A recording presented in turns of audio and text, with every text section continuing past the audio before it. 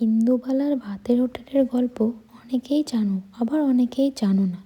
তো আজকে ইন্দুবালার ভাতের হোটেলেরই একটা রেসিপি, যেটা হচ্ছে মান বাটা নারকেল কোড়া এবং আম তেল দিয়ে। সেই রেসিপিটাই তোমাদের সাথে আজকে আমি শেয়ার করে নেব। প্রথমে এই মানকচুগুলোকে ছোট ছোট করে কেটে নিতে হবে। আমি এখানে সেদ্ধ করে নিইনি, আমার কাঁচা মান বাটাটাই বেশি ভালো লাগে, তাই আমি ওভাবেই নিয়েছি। ওটাকে নুন জলে কিছুক্ষণ ভিজিয়ে রেখেছিলাম, যাতে অনেক সময় গলা ধরার একটা ভয় থাকে, সেটা যাতে না ধরে।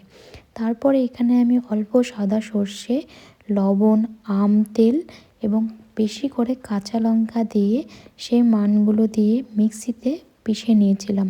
তোমরা চাইলে এটিকে শিলপাটাতেও বেটে নিতে পারো।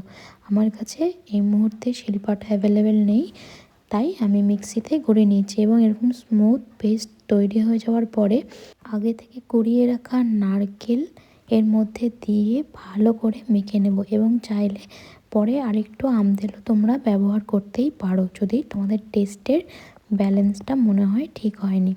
এবং নুনটাও তোমরা পরিমাণ মতো চেক করে নিয়ে দিও।